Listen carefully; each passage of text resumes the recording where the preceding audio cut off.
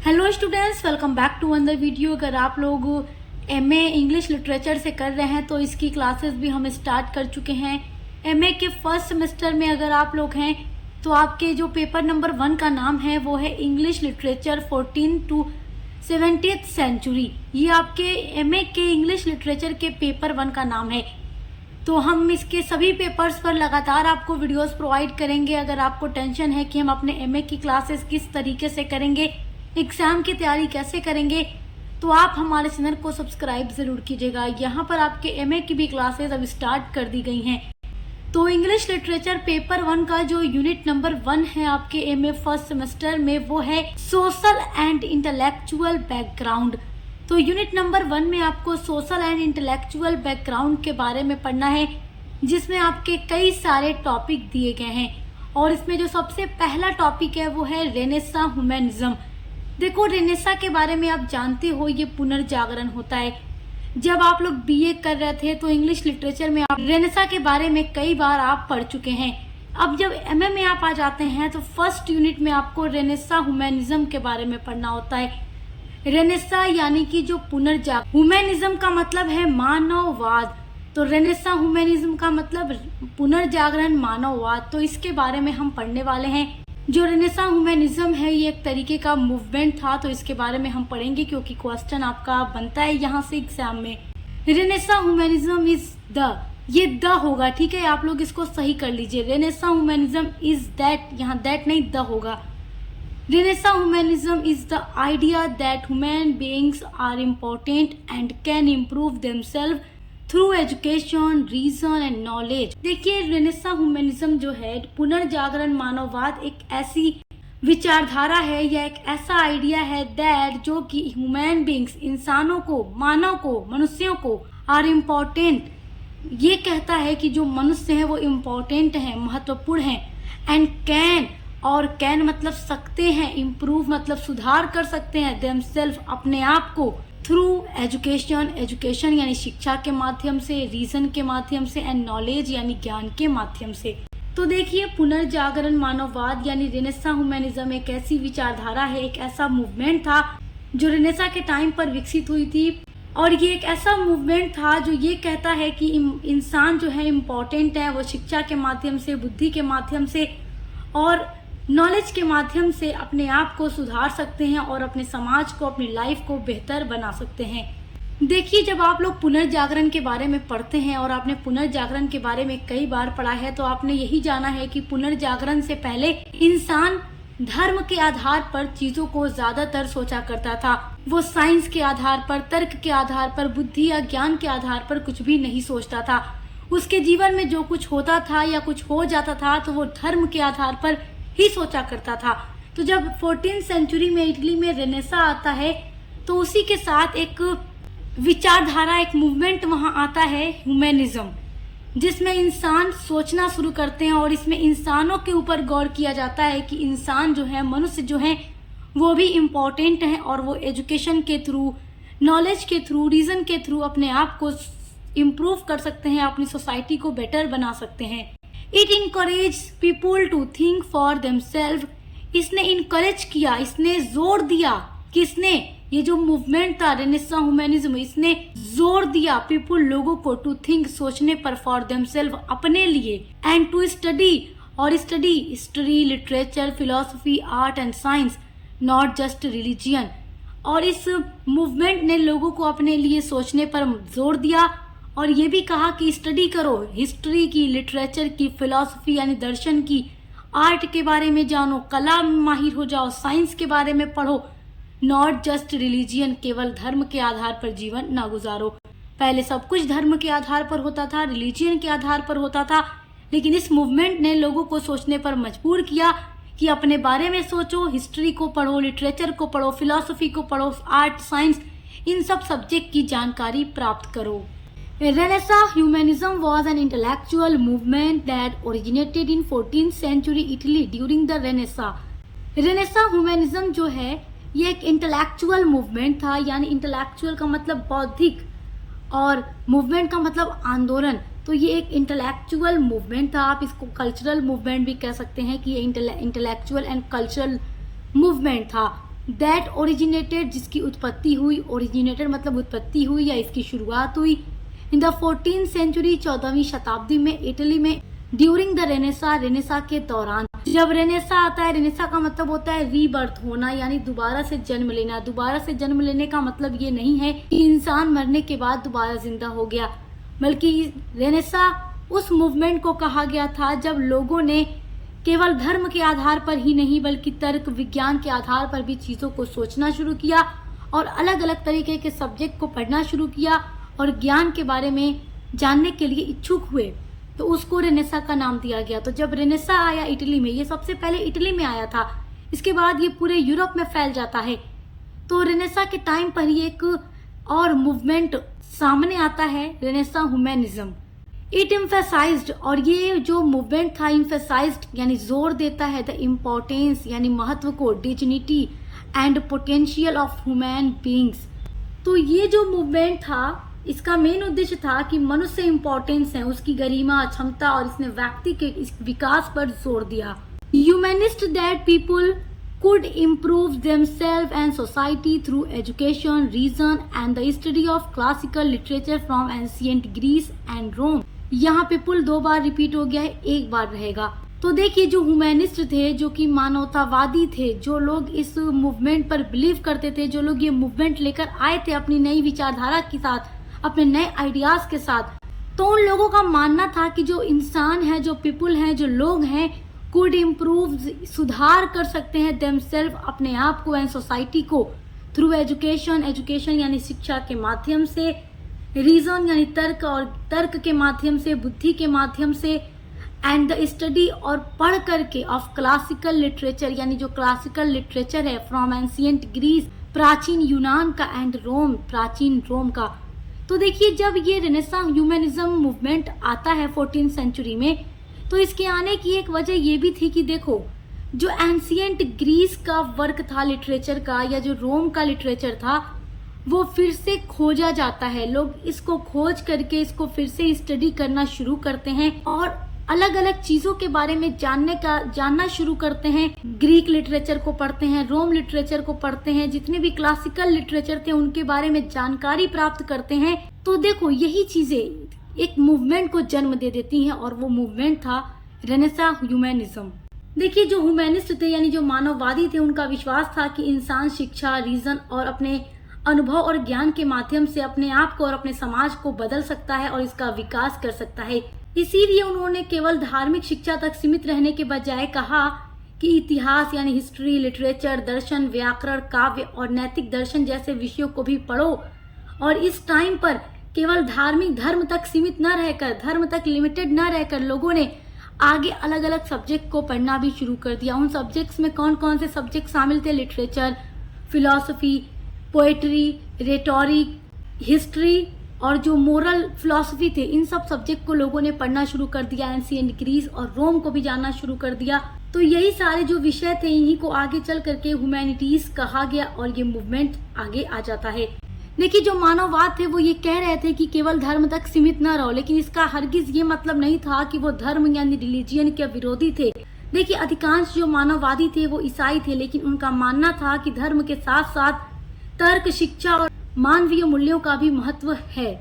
आपकी अगली हेडिंग है ओरिजिन ऑफ रेनेसा ह्यूमनिज्म, यानी कि रेनेसा ह्यूमनिज्म का ओरिजिन यानी उत्पत्ति यानी इसकी शुरुआत कैसे हुई। तो देखिए, कोई भी चीज जब शुरू होती है या आती है तो उसके पीछे कोई ना कोई रीजन होता है, कोई वजह होती है। तो रेनेसा ह्यूमनिज्म के ओरिजिन के भी बहुत सारी वजह हैं, तो आइए उसको पढ़ते हैं।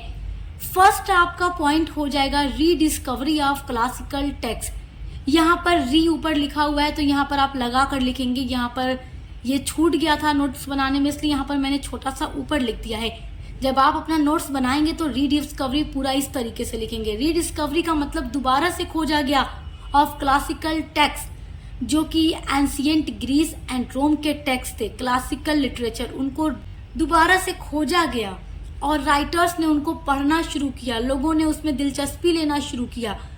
तो इससे क्या हुआ कि जो एंशिएंट ग्रीस या रोम के राइटर्स थे, उनके द्वारा जो कुछ भी लिखी गई चीजें थी, वर्क्स थे, उनको लोगों ने पढ़ना शुरू किया। और फिर आगे क्या होता है, लोग वेरियस सब्जेक्ट्स को पढ़ करके आगे बढ़ना शुरू करते हैं।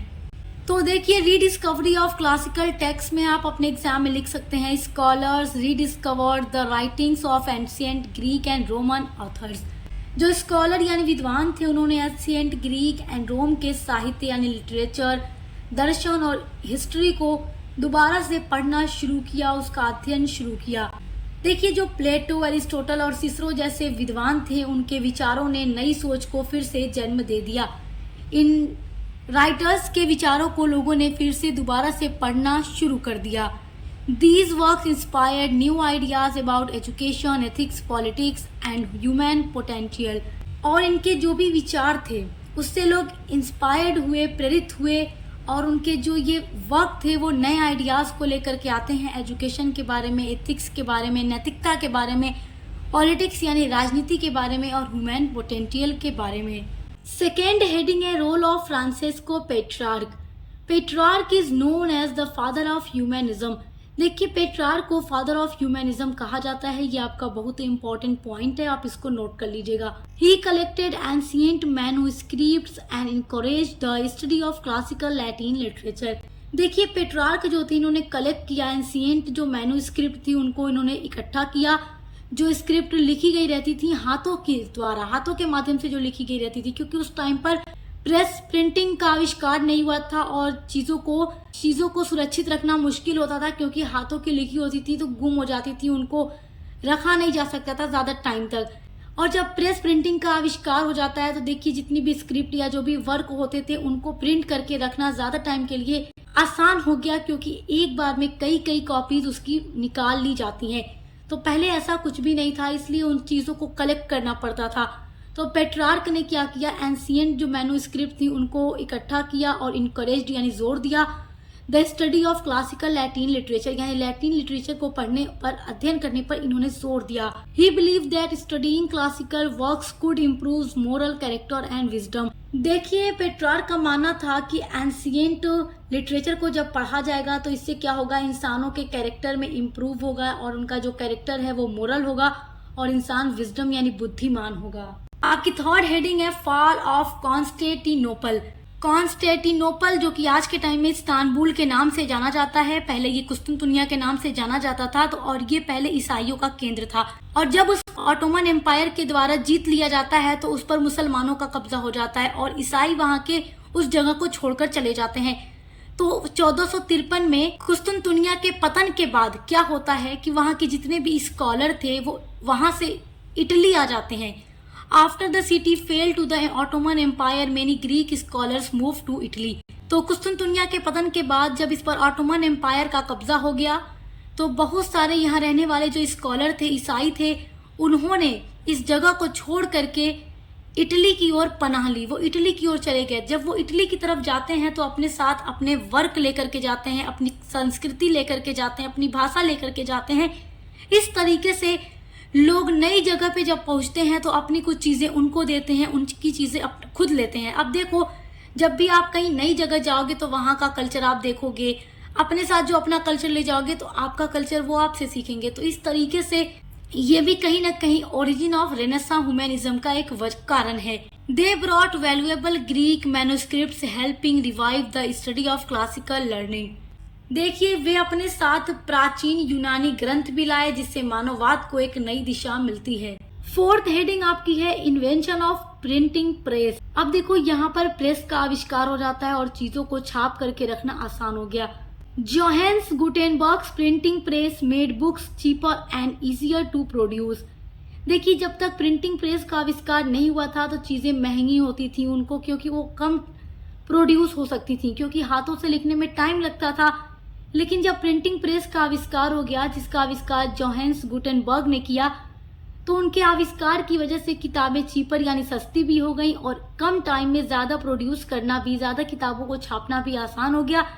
तो जब प्रिंटिंग प्रेस का आविष्कार हुआ तो किताबें जब सस्ती हुई तो लोगों ने उसको खरीदना और पढ़ना शुरू कर दिया। इससे क्या हुआ, ज्ञान का फैलाव हुआ, ज्ञान दूर दूर तक पहुंचने में आसानी हो गई, जिससे इस मूवमेंट को एक नई दिशा मिलती है। Humanist ideas spread quickly across Europe. और जो ह्यूमनिस्ट आइडियाज थे वो बहुत ही तेजी से पूरे यूरोप में फैल गए। आपकी अगली हेडिंग है main features of renaissance humanism. Renaissance humanism का मेन फीचर्स या कैरेक्टरिस्टिक्स क्या है, ये एग्जाम के लिए बहुत ज़्यादा इम्पोर्टेंट है। तो देखिए, मैंने आपके लिए पूरा नोट्स तैयार किया हुआ है ताकि आप नोट्स के थ्रू अपने टॉपिक को अच्छे से समझें और आप जान पाएँ कि आपको एग्ज़ाम में जाकर के किस तरीके से आपको अपना आंसर लिखना है जब आपसे एग्ज़ाम में क्वेश्चन पूछेगा। तो देखिए, रेनेसां ह्यूमनिज्म का फर्स्ट कैरेक्टरिस्टिक्स या फीचर है emphasise the dignity and worth of every human being. देखिए, एम्फसाइज यानी रेनेसां ह्यूमनिज्म का एक मेन फीचर ये भी है कि इसने इंसानों को इम्पोर्टेंस दी कि इंसान भी महत्वपूर्ण है, इम्पोर्टेंट है और उसकी गरिमा पर भी बल दिया गया। सेकेंड फीचर होगा encouraged critical thinking and the use of reason. Reason का मतलब तर्क होता है, यानी तर्क और बुद्धि के माध्यम से कुछ भी करना या सोचना। क्रिटिकल मतलब होता है आलोचनात्मक, थिंकिंग मतलब सोचना। तो रेनेसां ह्यूमनिज्म की वजह से क्रिटिकल थिंकिंग पर भी इनकरेज्ड यानी जोर दिया गया और रीजन यानी तर्क का यूज करने पर भी बल दिया गया। थर्ड फीचर है promoted education based on classical text, और एजुकेशन को प्रोमोट किया गया जो कि क्लासिकल टेक्स्ट पर बेस्ड हो। Focused on the humanities. देखिए, ह्यूमैनिटीज पर भी फोकस किया गया जो कि history, literature, grammar, rhetoric, poetry and moral philosophy हैं। यानी कि इस टाइम पर इन सब्जेक्ट्स को पढ़ने पर जोर दिया गया जिन्हें ह्यूमैनिटीज कहा गया। पहले लोग इन सारे सब्जेक्ट की स्टडी नहीं करते थे, लेकिन रेनेसां ह्यूमनिज्म के बाद लोगों ने इन सारे सब्जेक्ट्स को पढ़ना भी शुरू कर दिया। नेक्स्ट फीचर है supported the development of the art, science and literature. Renaissance humanism ने सपोर्ट किया और डेवलप किया, विकास किया आर्ट का, साइंस का और लिटरेचर का। नेक्स्ट फीचर होगा रेनेसां ह्यूमनिज्म का believe that individuals could develop their talents and contribute to society. देखिए, इस मूवमेंट ने लोगों को महत्व दिया कि इंसान जो है, जो एक इंडिविजुअल है, जो एक मनुष्य है, वो अपने आप को डेवलप कर सकता है और अपने टैलेंट को डेवलप कर सकता है और अपनी सोसाइटी के लिए योगदान भी दे सकता है, अपनी सोसाइटी को भी बेटर बना सकता है। आपके नेक्स्ट हेडिंग है इम्पैक्ट ऑफ रेनेसां ह्यूमनिज्म, यानी कि इम्पैक्ट क्या पड़ा, प्रभाव क्या पड़ा रेनेसां ह्यूमनिज्म का। तो देखिए, फर्स्ट इसका इम्पैक्ट है inspired great artist such as Leonardo da Vinci and Michelangelo. देखिए, कला के क्षेत्र में लियोनार्डो दा विंची का नाम आपने सुना होगा, माइकल एंजेलो का नाम आपने सुना होगा, जो कि रेनेसां के टाइम पर काफ़ी बड़े आर्टिस्ट उभर कर सामने आते हैं जिन्होंने अलग अलग तरह की पेंटिंग्स बनाई जो आज भी जानी जाती हैं और लोकप्रिय बनी हुई हैं। लियोनार्डो दा विंची की जो पेंटिंग है मोनालिसा, वो आज भी अपने आप में एक बहुत बड़ी कला है। सेकेंड इम्पैक्ट है improved education by expanding the curriculum beyond religious studies. देखिए, शिक्षा प्रणाली में भी सुधार होता है, एजुकेशन सिस्टम भी इम्प्रूव होता है और जो मानविकी सब्जेक्ट हैं यानी कि ह्यूमैनिटीज़, उन सब्जेक्ट्स पर जोर दिया जाता है। और वो सब्जेक्ट्स कौन से हैं? हिस्ट्री है, लिटरेचर है, ग्रामर है, रेटोरिक है, पोइट्री है, मोरल फिलॉसफी है, आर्ट है, साइंस है, ये सारे सब्जेक्ट जिनको पढ़ा जाना स्टार्ट किया गया। नेक्स्ट इम्पैक्ट होगा रेनेसां ह्यूमनिज्म का influence later movement such as the scientific revolution and the age of enlightenment. देखिए, रेनेसां ह्यूमनिज्म भी एक मूवमेंट था और इसने और भी मूवमेंट को गति दी, जैसे कि साइंटिफिक मूवमेंट और उसके बाद एज ऑफ एनलाइटमेंट। आगे चलकर इस मूवमेंट ने scientific revolution and age of enlightenment जैसी महत्वपूर्ण बौद्धिक धाराओं को भी प्रभावित किया। तो ये है इम्पैक्ट ऑफ रेनेसां ह्यूमनिज्म। सो हमारे स्टूडेंट्स, आज की वीडियो का टॉपिक आई होप कि आप अच्छे से समझ गए होंगे कि रेनेसां ह्यूमनिज्म क्या है, इसकी ओरिजिन कैसे हुई, इसके फीचर्स यानी कैरेक्टरिस्टिक्स क्या क्या हैं और इसका क्या इम्पैक्ट पड़ता है। तो ये टॉपिक आपके लिए बहुत इंपॉर्टेंट है, यहाँ से क्वेश्चन भी एग्जाम में आते हैं। इसके अलावा भी बहुत सारे टॉपिक आपके यूनिट नंबर 1 में दिए गए हैं जिन पर मैं पार्ट्स में वीडियो अपलोड करूंगी। तो आप हमारे चैनल को सब्सक्राइब करके बेल आइकन को प्रेस कर लीजिए ताकि आने वाले वीडियोस के नोटिफिकेशन आपको मिलते रहें। अब मिलते हैं अगली वीडियो के साथ।